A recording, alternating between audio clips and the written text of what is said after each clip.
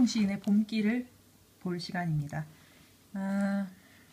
교과서는 58쪽 보시면 되고요.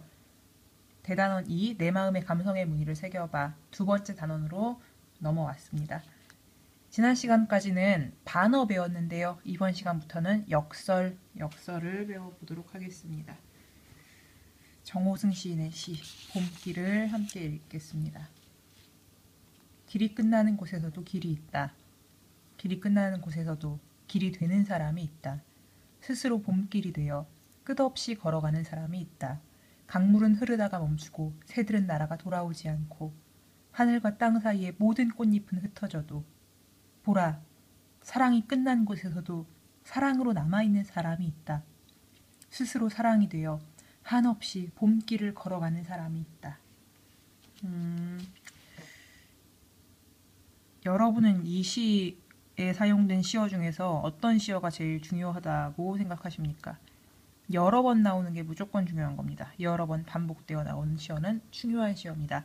가장 많이 반복되어 나오는 시어는 길일 겁니다. 길. 길이란 단어가 사람이나 자동차, 동물이 지나다니는 일정한 공간이라는 아주 기본적인 정의도 있지만 무엇인가를 하는 방법, 수단 같은 의미도 갖습니다. 예를 들어서 야, 나는 걔를 도저히 막을 길이 없어 라고 하면 막을 방법이 없어. 방법의 의미로 쓰인 게 되겠죠. 여기서도 공간의 의미보다는 방법의 의미, 그러니까 미래의 가능성의 의미로 보는 게 더 적절할 것 같습니다. 길이 끝났대요. 길이 끝났다. 길이 없다 같은 표현일 겁니다. 길이 끝났다. 방법이 없다는 겁니다. 절망적인 상황을 뜻합니다. 절망의 상황엔 어떤 게 있을까요? 가정을 해봅시다. 내가 학교에서 애들이랑 잘 적응을 못하고 내 행동을 애들이 오해해서 의도치 않게 내가 의도하지 않았는데 애들을 불쾌하게 만들었고 나는 따돌림을 당해요. 대놓고 하진 않지만 은근하게 난 친구가 없죠. 근데 집에서 엄마한테 말해도 아무도 이해해주지 않아요. 엄마는 네가 좀 더 잘해봐. 아니면 선생님한테 말씀드릴까? 이런 얘기나 하시는 거죠. 사실 그건 하나도 도움이 안 된다고 나는 생각하는데 말이에요. 그래서 학교에서도 집에서도 도움받을 곳이 없는 처지라고 나는 느꼈어요. 이때 나는 길이 없어. 방법이 없어. 라는 생각을 하게 되는 거죠. 절망적인 상황을 의미합니다. 근데 이 시인 말하는 거 보세요. 길이 끝나는 곳에서도 길이 있다. 길이 있다. 자, 위가 절망의 상황이라고 했어요. 그럼 아래에 있는 길이 있다는 어떤 상황으로 볼까요? 희망의 상황으로 봅시다. 길이 없는데 길이 있대요. 절망의 상황에서도 희망이 있다는 뜻입니다. 절망 속에서도 희망은 꽃피죠. 왜? 작년에 한참 아프리카에서 요즘도 물론 위험하지만 에볼라 바이러스로 많은 사람들이 죽었죠. 근데 그게 되게 절망적이었던 게 의료시설이나 장비가 굉장히 미비하고 인력도 없는 아프리카에서 하필 그런 바이러스가 돌아서 피해가 더 컸습니다. 이런 게 절망의 상황인 거예요. 방법이 없어 보여요. 하지만 각국 세계 정상과 뜻있는 의료진들 그리고 뜻있는 사람들이 힘을 합쳐서 그곳에 의료진을 파견하고 사람들을 치료하기 시작했죠. 이게 길이 있는 거예요. 절망의 상황 속에서도 희망이 생겨나는 거죠. 계속 봅시다. 길이 끝나는 곳에서도 길이 되는 사람이 있다. 앞서 말한 예에서 다시 찾아보자면 그곳에 직접 간 의료인들, 그 환자들을 돌본 간호사들, 이런 사람들이 길이 되는 사람, 희망이 되는 사람, 희망을 주는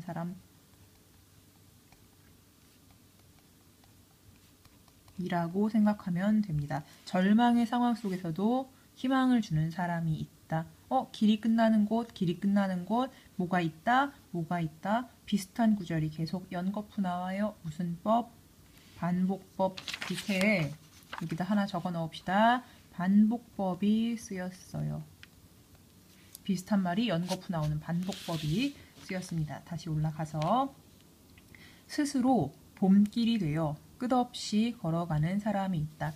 사람들에게 희망을 주고 희망을 실천해 나가는 사람이 있다.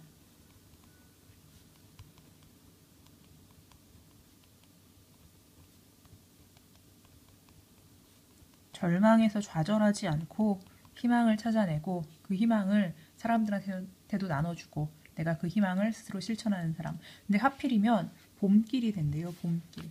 겨울길도 아니고 가을길도 아니고 봄길이 된답니다. 왜 하필 봄일까? 겨울은 전통적인 시의 관점에서 볼 때 소멸의 계절, 휴식의 계절, 모든 것이 사그라드는 계절이에요. 가을도 유사한 이미지가 있고, 근데 봄은 만물이 다시 태어나고 꽃이 피고 모든 것이 새롭게 시작되는 계절이죠. 그래서 더 희망차고 활기찬 분위기를 줄 수 있습니다.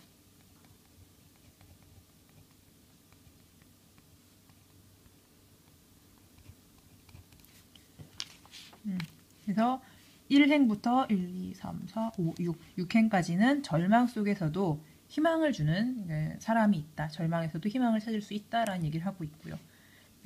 계속 봅시다. 강물은 흐르다 멈추고 강물이 멈췄고 새들은 날아가 돌아오지 않고 하늘과 땅 사이에 모든 꽃잎은 흩어져도 보세요. 강물은 땅에서 흐르죠.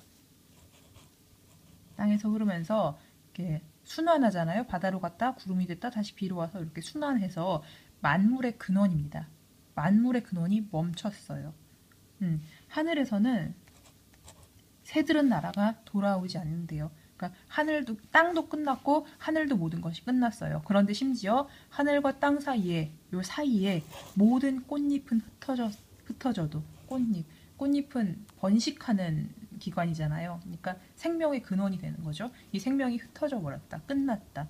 그러니까 땅에서도 하늘에서도 이 모든 공간에서도 모든 이렇게 만물의 소생의 가능성이 끊어졌다. 완전한 절망 상황입니다.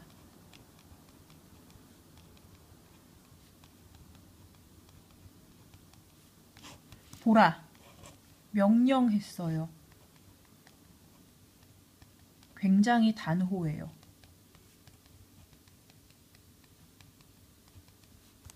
좀 흔들리죠. 여기서만 이 사람이 단호한 게 아니고 말투가 다 단호해요. 길이 끝나는 곳에도 길이 있지 않을까? 이게 아니라 길이 있다.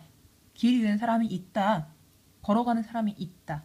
단호한 말투를 사용하고 있어요. 메시지를 강력하게 전달하는 기능을 하죠. 밑에 표현에 명령법을 적어 넣읍시다. 여기 명령법을 적어 넣고요. 뭘 보라고 하는지 다시 찾읍시다. 사랑이 끝난 곳에서도 사랑으로 남아있는 사람이 있다. 스스로 사랑이 되어 한없이 봄길을 걸어가는 사람이 있다. 그러니까 사랑이 없는 곳에서도 사랑을 베푸는 사람이 있다.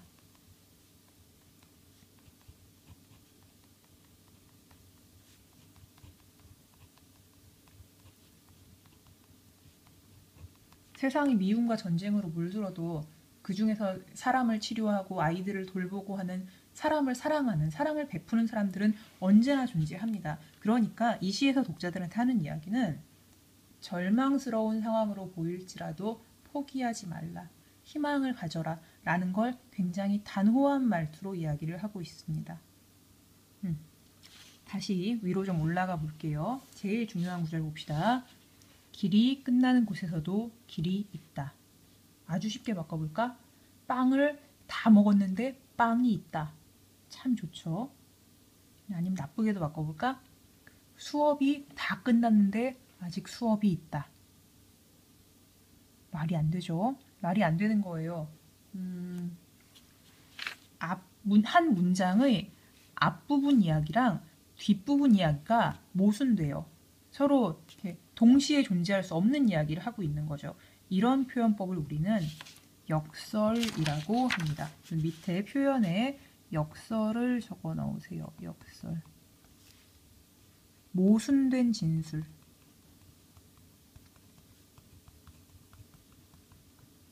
모순된 진술을 역설이라고 해요.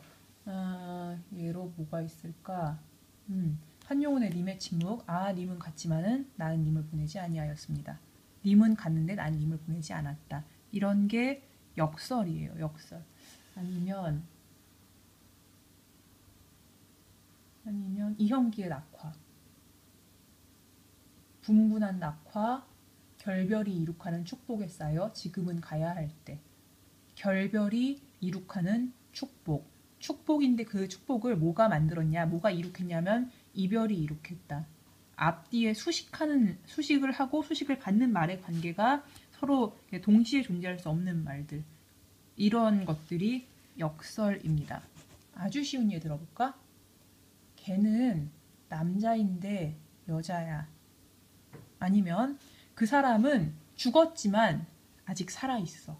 이런 표현들, 모순된 진술을 역설이라고 한다고 했어요. 이 역설에도 의도가 있는 거죠. 아까 방금 든 예, 그 사람은 죽었지만 아직 살아있어 라고 말할 때 사실 그 속에 깔려있는 진리는 그 사람은 물리적으로 생물학적으로는 죽었지만 우리들 마음속에 영원히 살아있어. 혹은 그가 남긴 업적은 영원히 계속될 거야. 같은 식으로 쓰인다는 이야기입니다. 역설은 겉으로는 모순된 진술이지만 속으로는 진리가 감춰져 있다.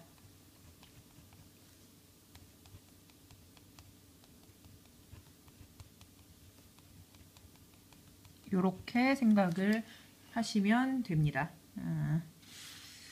자, 이 시는 그러니까 절망의 상황에서도 희망을 찾을 수 있음을 역설적 표현을 사용해서 이야기를 하고 있는 겁니다. 역설은 어떤 역할을 하냐면 정반대의 진술을 해버리니까 독자들이 더 주목을 하게 되거든요. 그 사람은 죽었는데 살아있어.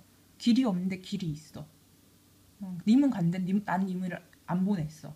이런 식으로 독자가 더 주목을 하게 되는 효과가 있고, 주목을 하면 이게 무슨 뜻일지 더 고민을 해보게 되는 거예요. 더 고민을 해서 그 속에 있는 진실을 작가가 더 강조해서 전달할 수 있죠. 왜냐하면 그 구절에 독자의 시선이 오래 머무니까, 독자가 오래 고민하니까. 이 오래 고민하게 만드는 것, 이것 자체가 작가의 의도입니다. 그래요. 그래서 이 작가는 길이 끝나는 곳에서도 길이 있다라는 모순된 역설적인 구절을 통해서 절망 속에서도 희망이 있음을 독자에게 강조하여 전달하고 있는 겁니다. 내용 위에 내려가서 성격 봅시다. 이 시는요, 의지적이고 희망적인 시입니다. 잠깐.